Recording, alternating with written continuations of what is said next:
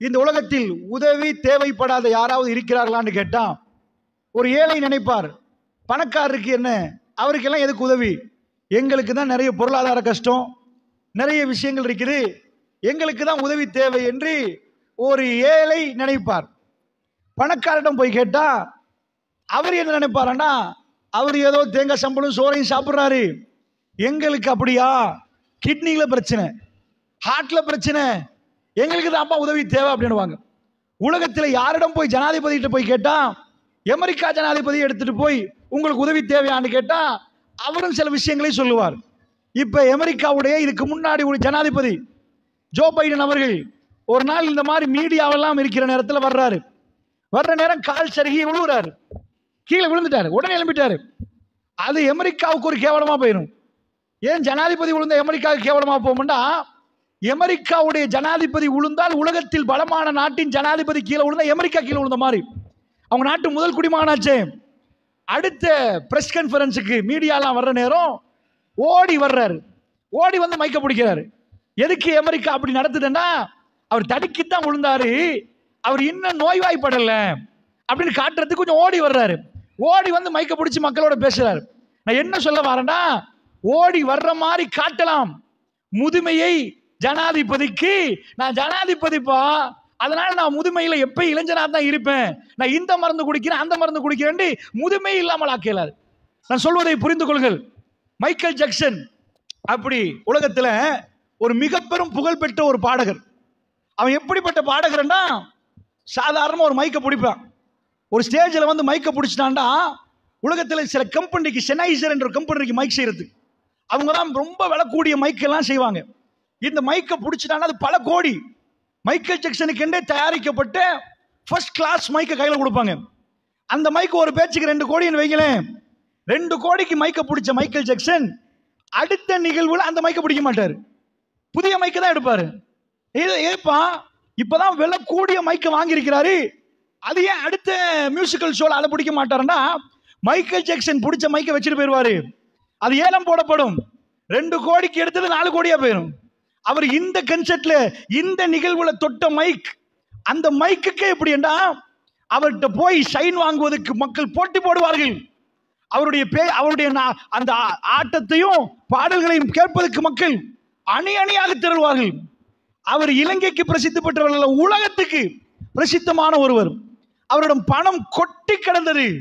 அந்த அளவுக்கு பணம் அவர் கையில் இருக்கிற நேரம் ஒரு தடவை அவர்கிட்ட கேட்கப்படுவது, வாழ்க்கையில என்ன டார்கெட், இவ்வளவு பணம் இருக்குது, இவ்வளவுலாம் இருக்குது, வீடு அரண்மனை அப்படி. அவர் ரூம்ல நச்சு காத்து வரக்கூடாது என்பதுக்கெல்லாம் செட்டப் பண்ணி வச்சிருக்கிறாங்க.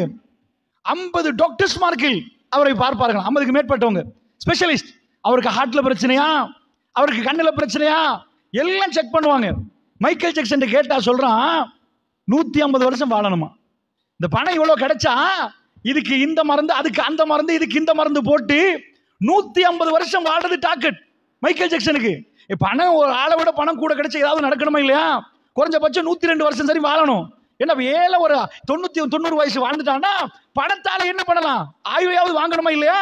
ஒரு 105 வருஷம் வாழணும் என்ற உணர்வோட 150 வருஷம் டார்கெட். 60 வரவில்லை, 50ஐ தாண்டி 60க்கு வரவில்லை, மைக்கேல் ஜாக்சன் இறந்து போகிறார்.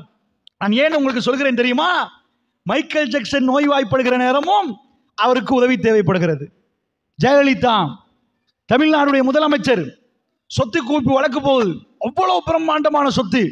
ஜெயலலிதாக்கு எப்படி அது நீதிமன்றத்தில் அந்த வழக்கு போகிறது. ஜெயலலிதா நோய்வாய்ப்பட்டு ஹாஸ்பிட்டலில் போறாங்க, வெறும் 68 நினைக்கிறேன், ஞாபகம் சரியண்டா. ஜெயலலிதா போய் ஹாஸ்பிட்டல் அட்மிட் ஆகுறாங்க, யூகேல இருந்து வைத்தியர்கள் வர்றாங்க. ஜெயலலிதாவுக்கு பணம் இருக்கிறது, தமிழக முதலமைச்சர், அந்த அளவுக்கான எல்லாம் இருக்கிறது. ஆனா உயிர் போவதை, அந்த உயிர் ஊசலாடி கொண்டிருக்கிற நேரம், அந்த ஹாஸ்பிட்டலில் நின்று வேதனையோடு இருக்கிற நேரம், ட்ரீட்மெண்ட்டை பெறுகிற நேரம், ஜெயலலிதாவுக்கு உதவி தேவைப்படுகிறது. அந்த உதவி யாரு கொடுப்பது? நான் கேட்கிற கொஸ்டின் உங்களுக்கு புரியுதுன்னு நினைக்கிறேன். பெக்கிங்ஹாம் மாளிகை அது எங்க? யூகேல, லண்டன்ல. பெக்கிங்ஹாம் மாளிகைண்டா அதுதான் உலகத்தில், அதாவது இந்த நாடு, நம்ம நாடு, இந்தியா, பாகிஸ்தான், பங்களாதேஷ், இதெல்லாம் எதுக்கு கீழே இருந்துச்சு? ஆங்கிலேயர்கள் கீழே இருந்துச்சு. இவங்க இங்க இருந்து நிறைய என்ன பண்ணாங்க, இங்க உள்ள தங்கம், வைரூடியம், மாணிக்கம் எல்லாத்தையும் அங்க ஏத்தினாங்க. அதே மாதிரி நாட்டில் என்ன செஞ்சாங்க, உற்பத்தி எல்லாம் உண்டாக்கினாங்க. ரயில்வே ட்ராக் போட்டாங்க, ட்ரெயின் எல்லாம் கொண்டாந்தாங்க. எல்லாம் பண்ணினவர்கள் பெக்கிங்ஹாம் பேலஸ்ல கொண்டு போய் சேர்த்தாங்க. அதுக்கு சொல்லுவாங்க சிங்களத்தில், ஹிரு நொபாசின அதிராஜ், சூரியன் மறையாத அஸ்தமிக்காத பெரும் ராஜ்யம் அவங்களுக்கு இருந்துச்சு. ஏன் சூரியன் அஸ்தமிக்காது? இலங்கையில சூரியன் உதயமானா அங்க மறைஞ்சிருக்கும். ஆனா எங்கேயோ ஒரு பகுதியில் உதயமாச்சா, இங்க மறைகிற நேரம் இன்னொரு பகுதியில் உதயமா இருக்கும். எங்கேயாவது உலகத்தில் பிரம்மாண்டமான ஒரு பெரிய ஒரு ஆட்சி செய்தவர்கள். அந்த அரண்மனைக்குள் இளவரசி டயானா போறா. சார்ல்ஸை முடிச்ச உடனே மீடியாலாம் டயானா பின்னாடி போறாங்க, டயானா போட்டோ அடிக்கிறாங்க. டயானா போறா. டயானா பெக்கிங்ஹாம் பேலஸ்ல என்ன இல்லை, இலங்கையில் உள்ள பெரிய டைமண்ட் அதுக்குள்ளதான் இருக்குது. உலகத்துல வர்த்தக தலைநகரம். நீங்க கேள்வி, தலைநகரம் வாங்க. நம்ம நாட்டில் தலைநகரம் இருக்குதா இல்லையா? இந்தியாவில் தலைநகரம் இருக்குது, ரஷ்யாவில் தலைநகரம் இருக்குது. உலகத்திலே வர்த்தகம் பொருளாதாரத்தில் தலைநகரம் எதுன்னு கேட்டீங்கன்னா, அமெரிக்காவில் உள்ள நியூயார்க் இல்ல, அமெரிக்காவில் உள்ள அல்லது சைனாவில் உள்ள பீஜிங் இல்ல, எது என்றால் லண்டன். அது எப்படிப்பா? அன்றைக்கு சேர்த்து சொத்து இன்றைக்கு இருக்குது. அந்த அளவுக்கு உலகத்தின் வர்த்தக தலைநகரம். அந்த வர்த்தக தலைநகரத்தில் தான் பெக்கிங்ஹாம் பேலஸ் இருக்குது. இப்ப அந்த அரச குடும்பம் வந்து இவங்க ஆட்சி பண்றாங்க இல்ல, இப்ப பிரதமர் ஆட்சியெல்லாம் வந்துட்டு அந்த அரச குடும்பம் அவங்களுக்குள்ள அவ்வளவு சொத்து. இதுக்குள்ள டயானா நுழைஞ்சா, டயானாக்கு இப்ப இல்ல, என்ன இல்லைன்னு சொல்லுங்க பாப்போம். என்ன இல்ல? டயானா கையை காட்டினா பேப்பர்ல வந்துடும். அந்த அளவுக்கு உலகத்தில் டயானாவை பத்தி நிறைய பேசப்படுகிறது, பத்திரிகையில் அவரை பத்தி சொல்லப்படுகிறது. பெக்கிங்ஹாம் பேலஸில் சொகுசான வாழ்க்கை வாழலாம். டயானாவுக்கு ஒரு பிரச்சனை, அவருக்கு பெக்கிங்ஹாம் பேலஸ் வேணாமா, அவருக்கு சார்ல்ஸ் வேணாமா. ஏப்பா இவ்வளவு பிரம்மாண்டமான சொத்து வேணாமா?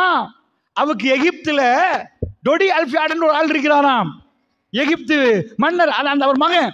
அந்த டொடியோட வாழணுமா. டயானா அங்க போகிறாள், ஒரு ரெஸ்டாரண்ட்ல சாப்பிடுறாங்க. டயானா போனதை சிம்பிளா லீக் ஆயிட்டுண்டா ஒரு ரெண்டு பத்திரிகையாளர் வரமாட்டாங்க, அவ்வளவு டிவி சேனல் வந்து குமிஞ்சிரும். டயானா தன் முகத்தை மறைத்து கொண்டு வேகமாக ரெஸ்டாரண்ட்ல இருந்து வேகமா காருக்கு வந்து ஏறி அசூர வேகத்துல கார் பறக்குது. அதுக்கு பின்னாடி மீடியா கவரேஜும் பறக்குது. இது ஒரு பெரும் செய்தியாக நாளைக்கு மாற்றலாம் என்பதற்காக வேண்டி வேகமா பறக்கிற நேரம் அதிவேகமா போன கார் டனல்ல மோதி அந்த அளவுக்கு சேதமடைந்து அப்பவே ஒன் த ஸ்பாட் டயானா செத்து போறான்.